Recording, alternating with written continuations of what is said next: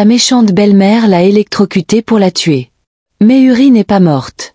Au contraire, elle a ressurgi de ses cendres, plus puissante que jamais. Vous serez surpris par la vengeance choquante qu'elle déchaîne sur la femme qui pensait avoir mis fin à ses jours. Regardez jusqu'au bout pour voir comment justice est véritablement rendue. Zuri, une jeune fille gentille et compatissante, vivait dans le petit village uni de Tiwa avec son père, Odon. La vie avait toujours été simple, imprégnée de la chaleur de l'amour maternel. Mais tout a changé lorsque sa mère est décédée alors que Zuri n'était qu'une enfant. À partir de ce moment, tout a semblé s'effondrer. Son père, Odon, s'est remarié avec Nia, une femme dont le cœur froid était à la hauteur de ses intentions cruelles. Nia n'a jamais eu la moindre tendresse pour Zuri. Dès le début, elle a éprouvé du ressentiment envers la beauté et la vitalité de la jeune fille. La mère de Zuri était une figure chérie du village, et l'amour profond d'Odon pour Zuri n'a fait qu'attiser l'amertume de Nia.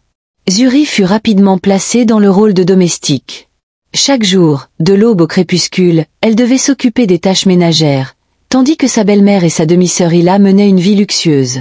Nia ordonnait souvent à Zuri d'accomplir les tâches les plus pénibles, comme aller chercher l'eau aux puits les plus éloignés, balayer toute la maison et nettoyer le jardin, tandis qu'Ila, sa fille choyée, restait assise à ses côtés. Zuri travaillait sans relâche, mais malgré tous ses efforts, rien n'était jamais suffisant. La moindre erreur, même indépendante de sa volonté, était vivement critiquée. Pendant ce temps, Ila, qui ne différait pas de sa mère en cruauté, était gâtée et favorisée par Nia. Tout ce qu'Ila désirait, elle l'obtenait.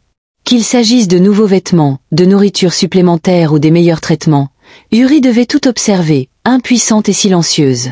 Alors que Nia prodiguait une attention débordante à sa fille tout en rejetant Uri comme si elle était invisible, elle fut contrainte de vivre sous le même toit que ses bourreaux, un rappel constant de son inutilité. Malgré l'amertume qui grandissait en elle, Uri ne se permit jamais de perdre la bonté que sa mère lui avait inculquée. Elle s'accrochait au souvenir des enseignements de sa mère, qui lui rappelaient de toujours rester douce et humble, quelles que soient les difficultés de la vie. Mais même sa force était mise à rude épreuve chaque jour, poussée au bord de l'épuisement par les exigences de sa belle-mère. Au fil des jours, des mois, puis des années, la situation de Zuri empirait. Son père, autrefois profondément attentionné, devenait de plus en plus distant. Il avait été adouci par les manipulations de Nia, et il sembla bientôt oublier la petite fille qu'il avait autrefois adorée. Nia s'assurait d'occuper Uri avec tant de tâches qu'elle n'avait même pas le temps de lui parler. Chaque fois que Zuri tentait de l'approcher, elle était chassée, l'attention de son père toujours détournée. La solitude pesait lourdement sur le cœur de Zuri. La nuit, elle s'asseyait souvent près de la fenêtre, contemplant les étoiles et souhaitant une vie différente. Une vie où elle ne serait pas seulement une servante dans sa propre maison. Mais malgré tous ses rêves, la réalité restait la même. L'espoir de Zuri s'estompait peu à peu, mais elle ne le laissait jamais voir à sa belle-mère. Elle savait qu'elle devait survivre dans ce foyer cruel, endurer la douleur et la souffrance, car elle n'avait pas le choix. Nia ignorait que la fille qu'elle traitait comme une esclave était plus résiliente qu'elle ne le pensait. L'esprit de Zuri avait été mis à l'épreuve par d'innombrables épreuves, mais il ne s'était jamais brisé. Au fond d'elle-même, Uri croyait que, d'une manière ou d'une autre, un jour, les choses changeraient. Mais elle ne pouvait pas imaginer à quel point sa vie allait changer. Ce qu'elle n'avait jamais imaginé, c'est que la cruauté à laquelle elle était confrontée quotidiennement la pousserait à un point où survivre ne suffirait plus. Cela allait déclencher quelque chose de bien plus fort qu'elle n'aurait pu l'imaginer. La haine de Nia pour Zuri s'intensifiait de jour en jour. Au début, ce n'était qu'un sentiment de jalousie. Une graine amère plantée dès son mariage avec Odon. Mais avec le temps, cette graine prit racine et le ressentiment de Nia s'envenima point chaque fois qu'elle voyait le sourire éclatant de Zuri ou l'entendait rire. Nia se rappelait tout ce qu'elle ne pourrait jamais avoir. L'amour, la gentillesse et l'admiration de son mari. Odon avait toujours traité Uri avec une telle tendresse, un amour que Nia ne pouvait comprendre, et cela ne faisait qu'alimenter sa fureur grandissante. Zuri avait beau faire, elle ne parvenait jamais à plaire à Nia. Et sa gentillesse semblait la faire se sentir encore plus inférieure. Nia ne supportait pas l'amour de son mari pour Zuri. Et plus elle essayait de briser l'esprit de Zuri, plus cela se retournait contre elle. La douceur inébranlable de la jeune fille ne faisait que la rendre encore plus aimée par Odon. Et c'était quelque chose que Nia ne pouvait accepter. Elle commença à remarquer qu'Odon écoutait souvent les opinions de Zuri, qu'il accordait de l'importance à ses pensées, et cela brûlait Nia intérieurement. Sa propre fille, Ila, ne pouvait jamais rivaliser avec Zuri en termes de caractère. Pourtant, Odon semblait aveugle au mal qui habitait le cœur de Nia. Nia commença alors à comploter. Elle murmura des mensonges à l'oreille d'Odon, lui disant que Zuri devenait trop audacieuse, trop indépendante et trop désobéissante. Elle raconta comment Zuri manquait de respect à son père, comment elle levait les yeux au ciel lorsqu'on lui adressait la parole et complotait pour prendre sa place au foyer. Les paroles de Nia étaient du poison, s'infiltrant lentement dans les oreilles d'Odon jusqu'à ce que l'homme qui adorait autrefois sa fille commence à douter d'elle. Zuri, qui avait toujours été respectueuse et belle, était désormais perçue à travers un voile de suspicion. Mais la vérité était bien loin de ce que Nia prétendait. Zuri avait toujours respecté son père et faisait tout ce qu'elle pouvait pour le rendre fier. Elle travaillait dur sans se plaindre, gardait la maison propre et aidait même son père dans ses travaux agricoles. Elle n'avait jamais défié sa belle-mère, même si Nia lui rendait la vie dure chaque jour. L'obéissance et la gentillesse de Zuri étaient les seules choses auxquelles elle pouvait s'accrocher, mais elles étaient maintenant détournées et utilisées contre elle. Alors que la haine de Nia s'intensifiait, elle commença à répandre ses mensonges au-delà des murs de la maison. Elle raconta aux villageois que Zuri était indisciplinée, qu'elle était un fardeau pour son père et qu'Odon était trop indulgent avec sa fille. Lentement, le village autrefois accueillant commença à considérer Yuri avec suspicion. Ceux qui l'accueillaient autrefois avec un sourire lui tournaient désormais le dos ou murmuraient dans son dos. Zuri sentit le poids de l'isolement s'installer, mais elle ne comprit jamais pourquoi. Elle avait toujours été gentille et n'avait jamais rien fait pour mériter les rumeurs que Nia répandait. Chaque fois que Zuri essayait de dire la vérité, Nia la réduisait au silence par des paroles dures ou des menaces. N'ose pas parler à tort et à travers, sifflait Nia, les yeux emplis de venin. Personne ne te croira. Tu n'es qu'une pauvre fille sans défense chez moi. Ton père ne se soucie même pas de toi. Ces mots la blessèrent plus que tout ce que Zuri avait jamais ressenti. L'idée que son père, la seule personne qu'il avait autrefois aimée inconditionnellement, se laissait désormais influencer par les mensonges de sa belle-mère brisait le cœur de Zuri. Mais elle gardait la tête basse, s'accrochant à l'espoir qu'un jour, les choses changeraient. La cruauté de Nia atteignit des sommets. Elle commença à traiter Yuri comme une étrangère chez elle. Elle lui donnait moins à manger, lui faisait accomplir les tâches les plus pénibles et trouvait toujours le moyen de l'humilier devant les autres. Zuri avait l'impression de tout perdre, l'amour de son père, le respect des villageois et, plus douloureux encore, son estime de soi. Mais malgré l'obscurité, la résilience de Zuri tenait bon. Elle savait que malgré tout, elle trouverait un moyen de survivre. Ce que Nia ignorait, c'est que sa haine, ses mensonges et sa cruauté ne faisaient que rapprocher Yuri de quelque chose qu'elle ne pouvait contrôler, quelque chose de bien plus puissant que la haine, la force de s'élever au-dessus de tout. Nia ignorait que les fondements de son plan pour détruire Yuri s'effondraient peu à peu. Et la vengeance de Zuri commençait déjà à prendre forme, alimentée par la haine même que Nia avait déchaînée un soir, alors que le soleil se couchait sur le village de Tassia. La jalousie et la haine de Nia atteignirent un point d'ébullition dangereux. Son esprit, consumé par l'amertume, commença à élaborer un plan cruel et mortel pour se débarrasser de Zuri une fois pour toutes. Elle en avait assez de voir Zuri adoré par son père. Et plus encore de voir sa gentillesse et sa beauté rester intactes malgré les tentatives de Nia pour la briser. Nia savait qu'elle devait agir vite si elle voulait se débarrasser de la seule chose qui la rabaissait. Yuri. Cette nuit-là, Nia récupéra secrètement un vieux fil électrique qu'elle avait caché dans un coin de la maison. Elle savait que c'était dangereux, mais peu importait. Dans son esprit, ce serait le moyen idéal de se débarrasser de Zuri une fois pour toutes. Elle passa des heures à installer soigneusement l'appareil, s'assurant que lorsque Zuri le brancherait, elle n'aurait aucune chance. Ses mains tremblaient d'excitation et de détermination glaciale tandis qu'elle tendait le piège mortel. L'appareil à un vieux ventilateur était un objet que Zuri utilisait souvent pour rafraîchir la maison pendant les nuits chaudes et humides. Cela semblait anodin, mais pour Nia, c'était l'arme parfaite. Lorsque le piège fut tendu, l'esprit de Nia s'emballa. Elle savait que Zuri rentrerait tard après être allé chercher de l'eau au puits du village, comme elle le faisait chaque jour. Le puits était assez loin, et quand Zuri reviendrait, il ferait déjà nuit. Cela donna à Nia tout le temps de mettre son plan à exécution sans éveiller de soupçons. Zuri, toujours obéissante, ne la questionnerait jamais. Elle faisait confiance à sa belle-mère malgré la cruauté qu'elle avait subie pendant des années, n'imaginant jamais que Nia puisse commettre une chose aussi malveillante. Comme Nia l'avait prévu, Yuri revint ce soir-là, les bras endoloris par le poids des cruches qu'elle portait. Elle entra dans la maison, fatiguée mais toujours prête à aider. Nia l'accueillit avec un faux sourire, masquant la haine qui bouillonnait en elle. « Zuri, va brancher le ventilateur », ordonna-t-elle d'une voix douce et calme. « Il fait tellement chaud ici, et j'ai besoin d'air. » Zuri, épuisée par son voyage au puits, n'hésita pas. Elle fit confiance à sa belle-mère et obéit sans hésitation, persuadée que Nia avait son intérêt à cœur. Alors que Zuri s'approchait du vieux ventilateur et attrapait la prise, elle n'avait aucune idée de ce qui l'attendait. Le fil avait été soigneusement dissimulé et était désormais connecté à un courant mortel, prêt à frapper dès que l'appareil serait branché. Zuri, confiante et sans méfiance, inséra la fiche dans la prise. Au moment où le moteur du ventilateur se mit en marche, une violente décharge électrique la traversa, la projetant au sol, prise de convulsion. Son corps tremblait de manière incontrôlable, l'électricité la ravageant de l'intérieur. Zuri hurla de douleur, mais la décharge était si puissante que ses cris furent étouffés par le bourdonnement du courant électrique. Ses membres se raidirent tandis qu'elle se débattait, incapable de se libérer de la décharge brutale. Mais le destin en a décidé autrement. La vie de Zuri ne devait pas s'arrêter ainsi.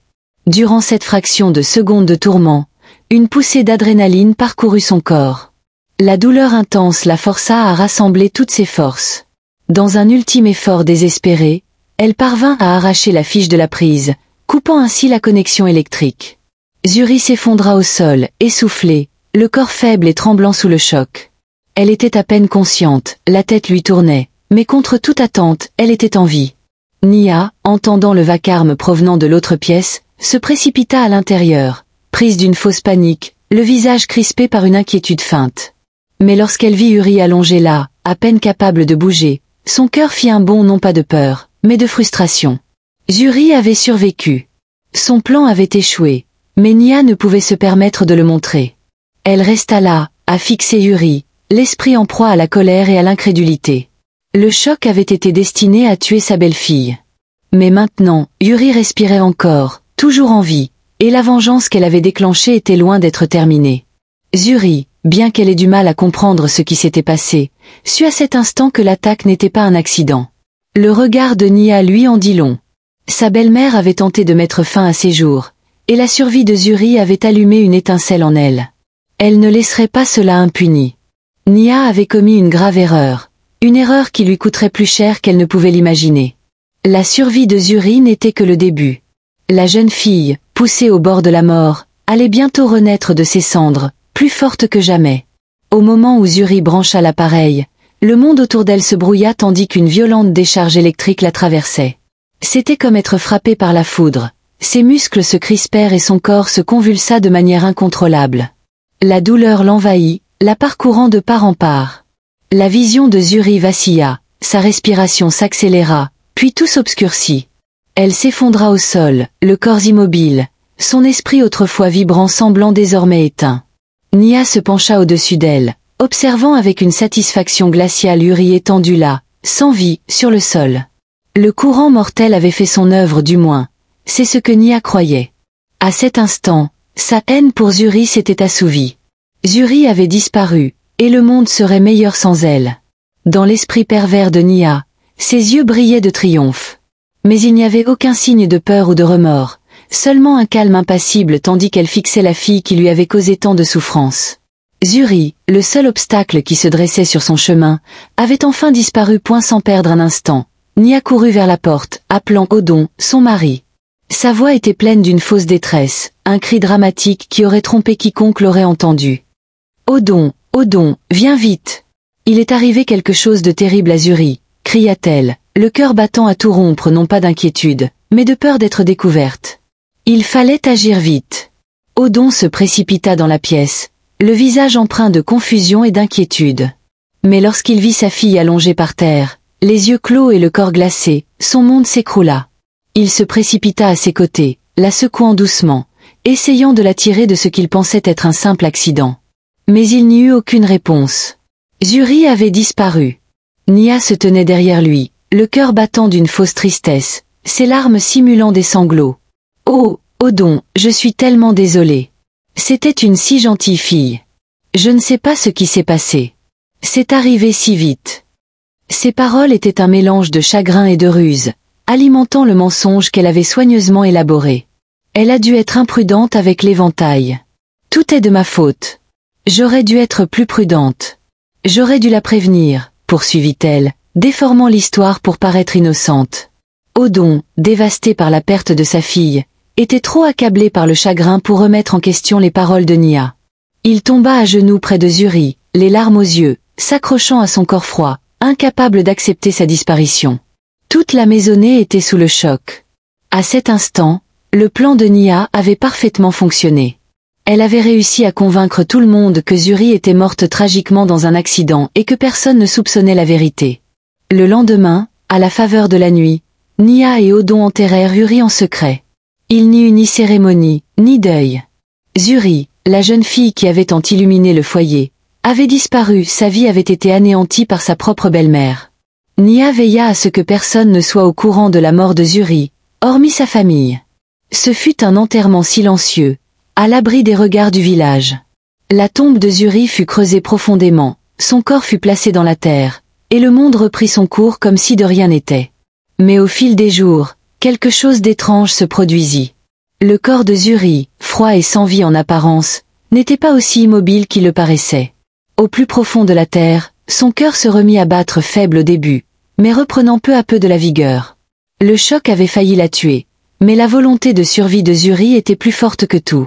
Son souffle, court et laborieux, reprit tandis que son corps recommençait à s'agiter centimètre par centimètre sous la terre. Zuri n'était pas morte. Elle avait survécu. Son esprit était plus fort que jamais. La tombe ne pouvait la contenir, et les mensonges de Nia ne pouvaient l'effacer de l'existence. Elle revenait pour la vengeance qui lui avait été si impitoyablement volée. Les yeux de Zuri s'ouvrirent brusquement, l'obscurité qui l'entourait étant épaisse et suffocante. Elle sentait la terre humide presser sa peau, le poids de la terre l'étouffait. La panique la submergea, mais elle fut vite remplacée par une intense détermination. Elle n'était pas morte. Elle ne pouvait pas l'être. Son cœur battait la chamade tandis qu'elle luttait contre le poids de la terre, luttant pour se libérer de la tombe où sa belle-mère, Nia, l'avait si négligemment enterrée. De toutes ses forces, Uri se força à bouger. Son corps était douloureux à cause de la décharge électrique, et sa peau brûlait sous la secousse. Ses mains tremblaient tandis qu'elle griffait la terre au-dessus d'elle, désespérée de s'échapper. Lentement mais sûrement, ses efforts portèrent leurs fruits et elle s'extirpa de la tombe, haletant. Elle était vivante. Mais la survie de Zuri eut un prix. Son corps était gravement brûlé, les marques de la décharge électrique visibles sur ses bras et sa poitrine. Sa peau était marquée, mais son esprit demeurait intact. Alors qu'elle s'éloignait en titubant de la tombe, l'air frais de la nuit l'envahit, mais il ne parvint pas à engourdir la douleur qui la parcourait. Pourtant, elle n'avait pas le temps de faiblir point, elle était vivante, et c'était tout ce qui comptait. Avec une détermination farouche, Uri s'enfonça dans la forêt, loin du village qui avait été sa demeure. Elle devait guérir, tant physiquement que mentalement. La forêt devint son sanctuaire, un lieu où elle pouvait panser ses blessures et se rétablir en silence, loin des regards indiscrets des villageois qui la croyaient morte. Elle trouva du réconfort dans les arbres et le calme de la nature, se réfugiant dans le silence pour reprendre des forces. Les jours devinrent des semaines, et à mesure que le corps de Zuri guérissait, sa détermination aussi. Elle passait son temps à méditer, à se nourrir de ce que la forêt avait à offrir et à apprendre des créatures qui y vivaient. La forêt lui enseigna la résilience, et chaque jour son corps devenait plus fort, son esprit plus vif. Elle n'avait aucune intention de laisser l'acte cruel de Nia impuni. Zuri jura de revenir, plus forte que jamais, pour se venger de la femme qui avait tenté de la tuer. Sa haine pour Nia brûlait profondément. Mais ce n'était pas seulement la colère qui animait Uri, c'était le désir de justice. Nia croyait avoir commis un meurtre impunément, que Zuri était parti à jamais. Mais la survie de Zuri prouvait qu'elle était loin d'en avoir fini. La femme qui l'avait tourmentée, rabaissée et tentée de la détruire allait devoir assumer les conséquences de ses actes. Zuri n'aurait de cesse que Nia ne paie pour tout ce qu'elle avait fait. Chaque jour qui passait, Uri gagnait en puissance. Les cicatrices sur son corps lui rappelaient constamment la trahison, mais elle devenait aussi un symbole de sa force. Elle n'était plus la fille faible qui avait vécu sous la coupe de sa belle-mère. Elle était une force sur laquelle il fallait compter, et bientôt Nia apprendrait que la fille qu'elle pensait avoir tuée était de retour, et elle était prête à la payer. Les mois passèrent, et la transformation de Zuri fut tout simplement extraordinaire. La douleur de ses brûlures et de ses cicatrices s'estompa peu à peu, mais les leçons que la forêt lui avait enseignées restèrent gravées au plus profond de son âme. Elle apprit à survivre seule, trouvant nourriture et abri, et s'adaptant au rythme de la nature. Ce qui avait été autrefois un lieu de solitude et de ressourcement devint son terrain d'entraînement, une école où la nature elle-même était son maître. Le corps de Zuri se renforçait de jour en jour. Elle chassait, cueillait et construisait son propre abri, apprenant les coutumes de la forêt qui lui avaient autrefois semblé étrangères. Elle acquit une habileté à traquer les animaux et à cueillir des plantes médicinales, maîtrisant des compétences qu'elle ignorait. Son lien à la terre s'approfondit, et ses cicatrices, autrefois un douloureux rappel de la cruauté de sa belle-mère, devinrent des symboles de sa résilience. Chaque marque sur sa peau racontait une histoire de survie. Et à chaque cicatrice, sa puissance grandissait. Et sa force physique ne fut qu'une partie de la transformation. L'esprit de Zuri s'affûtait, se concentrait. Le temps passé seul dans la forêt lui permit de réfléchir, de méditer et de se connecter aux esprits de ses ancêtres. Elle commença à sentir leur présence auprès d'elle, la guidant, la fortifiant. Dans sa solitude, elle découvrit en elle une force que personne n'aurait pu prédire. Les esprits murmurèrent la sagesse dans son cœur, lui enseignant les voies de la terre, de la justice et de la vengeance. Zuri comprit que son voyage n'était pas seulement une question de survie, mais aussi de revendiquer la place qui lui revenait dans le monde. Les animaux de la forêt, autrefois simples créatures sauvages, commencèrent à la reconnaître comme l'une des leurs. Des oiseaux se perchèrent sur ses épaules et des créatures sauvages la suivirent à travers les arbres, comme si elle comprenait l'étendue de son pouvoir. Le lien de Zuri avec la nature était sans précédent. Elle n'était plus la jeune fille impuissante qu'elle avait été. Elle était devenue elle-même une force de la nature. La forêt l'avait acceptée, et en retour, elle était devenue sa protectrice. La transformation de Zuri était plus que physique. Elle était spirituelle. Sa nature autrefois douce s'était transformée en la détermination farouche de quelqu'un qui n'avait plus rien à perdre. Elle n'était plus la victime, celle qu'il fallait plaindre.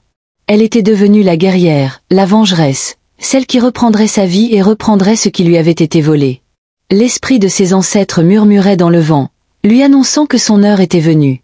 La vengeance qu'elle recherchait ne consistait pas seulement à punir sa belle-mère, mais à reconquérir son pouvoir et à rétablir l'équilibre dans son monde. Lorsqu'elle émergea enfin de la forêt, Yuri n'était plus la jeune fille enterrée vivante. C'était une femme forgée par la terre, plus forte et plus déterminée que quiconque aurait pu l'imaginer. Son corps était marqué des cicatrices de la survie, et ses yeux brûlaient de la fureur de quelqu'un qui avait été lésé. Mais elle n'était pas seulement en colère. Elle était prête à affronter le monde, à reprendre ce qui lui appartenait et à montrer à Nia et au monde que Zuri n'était plus une victime. Elle était une force sur laquelle il fallait compter, et personne ne se dresserait sur son chemin. Zuri retourna au village, mais elle n'était plus la jeune fille enterrée dans une tombe superficielle. Son corps était marqué, mais son esprit était plus fort que jamais. Elle était méconnaissable pour tous ceux qui l'avaient connue auparavant.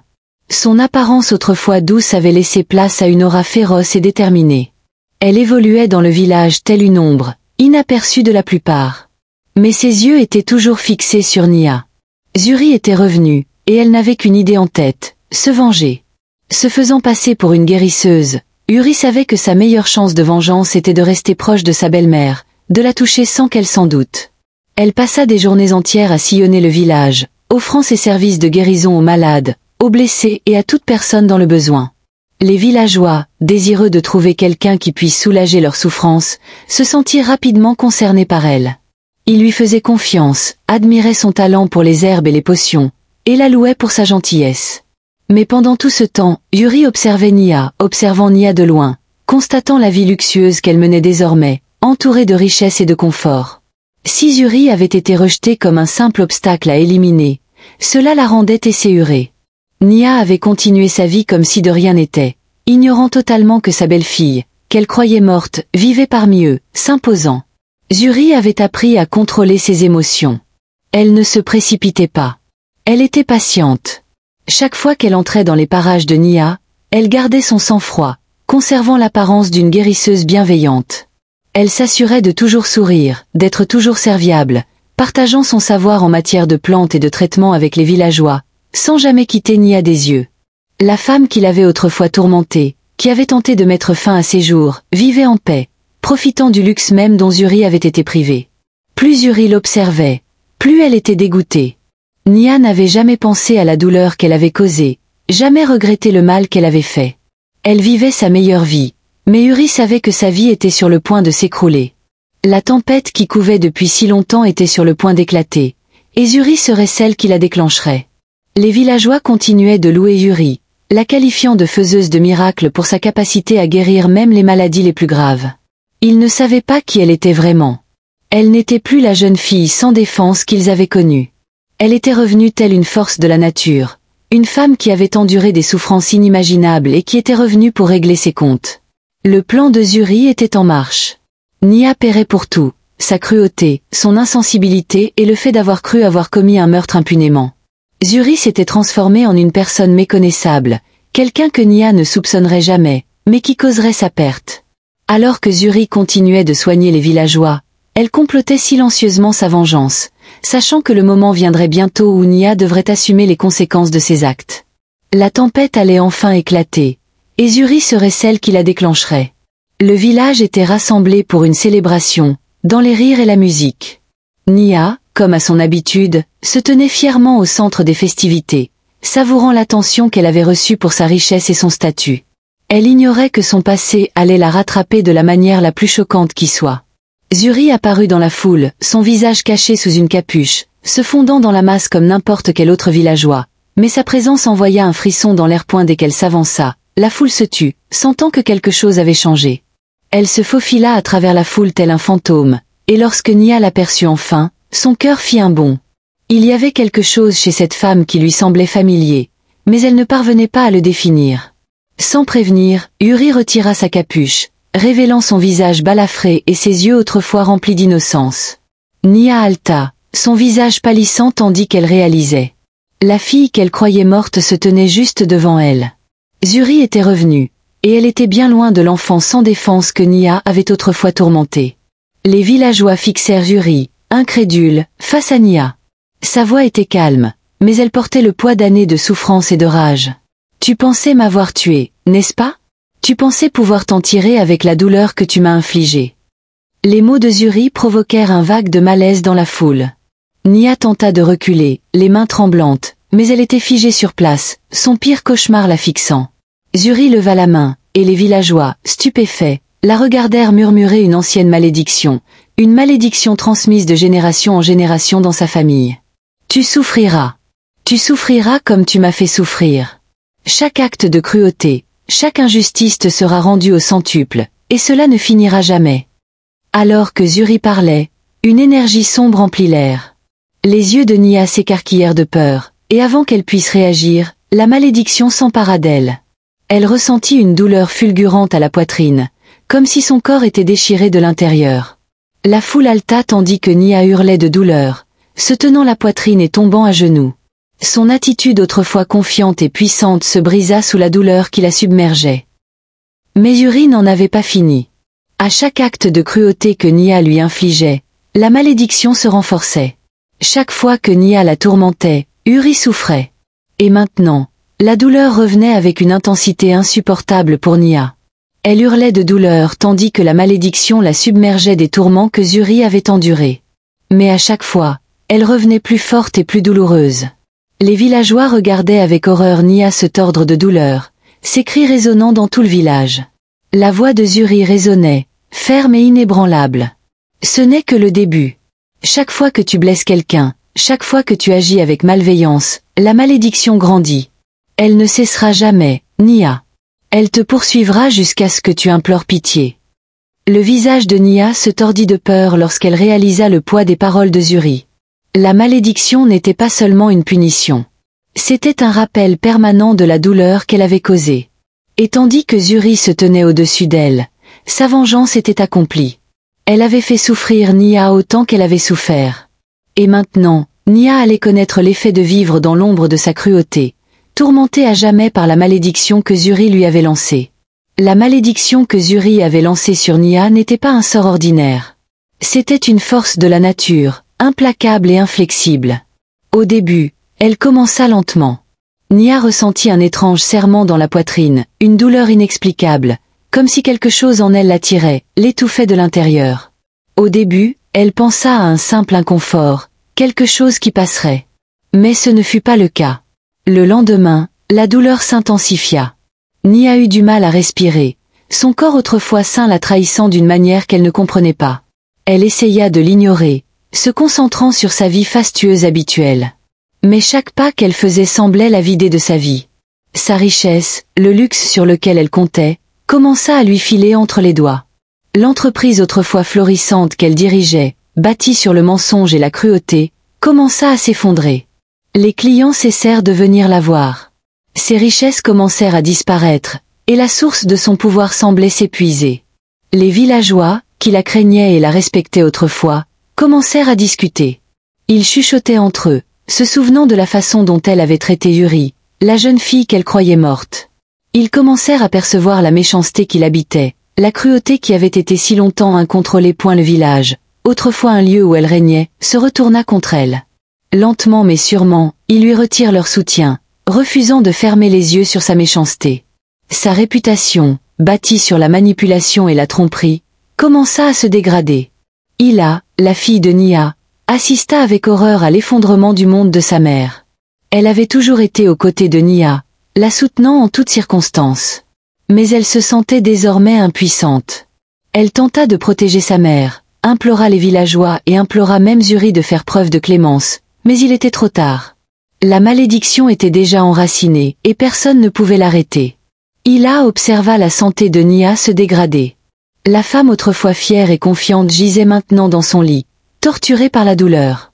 Sa peau était devenue pâle. Son visage autrefois magnifique était désormais marqué par le désespoir. La malédiction que Yuri lui avait lancée avait porté ses fruits, et chaque instant de souffrance lui semblait une vie de tourment. Nia ne pouvait plus cacher sa faiblesse, sa peur et sa culpabilité. Les villageois qui la respectaient autrefois la considéraient désormais avec dédain. Ils la voyaient telle qu'elle était. Une femme qui avait infligé souffrance et douleur à une jeune fille innocente.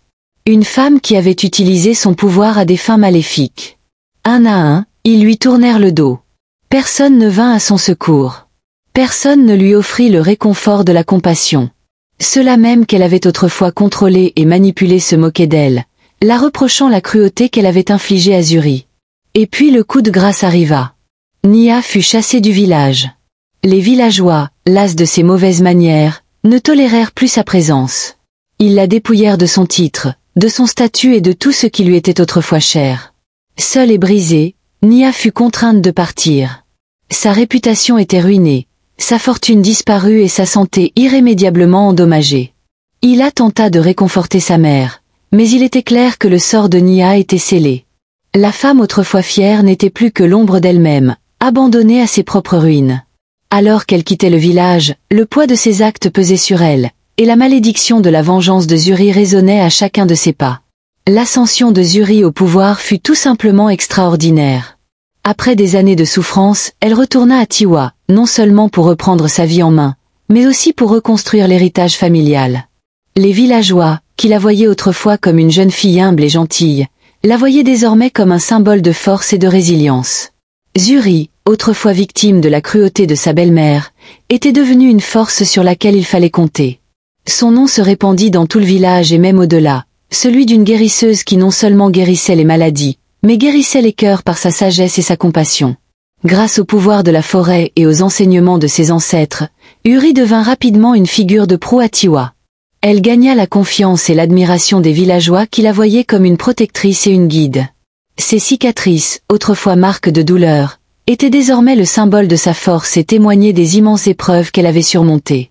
Yuri profita de sa nouvelle position pour enseigner aux villageois le pouvoir de la bonté, de l'humilité, et surtout, de la résilience. Elle leur montra que, quelle que soit l'intensité de la cruauté, il existe toujours un moyen de s'élever, de guérir et de devenir plus fort. Pendant ce temps, Nia, autrefois la puissante matriarche qui contrôlait tout sur son passage, n'était plus que l'ombre d'elle-même. La malédiction que Yuri avait jetée sur elle lui avait tout dépouillé, sa richesse, sa santé et sa dignité. Nia errait désormais dans les rues, démunie et brisée, implorant de l'aide. Les mêmes villageois qui la craignaient autrefois l'ignoraient désormais, le visage empreint de mépris. Elle n'avait plus personne. Sa fille, Hila, s'était éloignée, incapable de supporter la chute de sa mère. La vie autrefois fière de Nia s'était effondrée. Le pouvoir qu'elle avait utilisé pour tourmenter les autres s'était retourné contre elle, et il ne lui restait plus que culpabilité et douleur. Incapable de manipuler ou de contrôler son entourage, Nia n'avait d'autre choix que d'assumer les conséquences de ses actes. Le village qui lui servait autrefois de royaume l'avait chassée, et aucune supplication ne pouvait lui rendre sa gloire passée. Ses appels à l'aide restèrent lettre morte. Zuri, quant à elle, se dressait fièrement, telle une lueur d'espoir pour les villageois. La vengeance qu'elle avait recherchée n'était pas seulement pour elle-même, mais pour tous ceux qui avaient souffert aux mains de Nia. Le triomphe de Zuri n'était ni cruel ni vengeur, mais fondé sur la justice. Elle était devenue la dirigeante dont son village avait besoin, un symbole de la façon dont même la plus grande souffrance peut mener à la transformation la plus profonde. En observant le village prospère de Taziwa, Zuri comprit qu'elle avait accompli sa mission. Elle avait vengé les torts qui lui avaient été causés, mais surtout, elle avait enseigné aux villageois une précieuse leçon. Par sa force, elle leur avait montré que la cruauté n'apporte que la destruction, tandis que la résilience, la compassion et la justice apportent le véritable pouvoir. Nia, désormais seule et oubliée, n'avait plus personne vers qui se tourner. Sa chute était totale tandis qu'elle traînait les pieds dans les rues, non plus la matriarche redoutée, mais une femme brisée implorant pitié.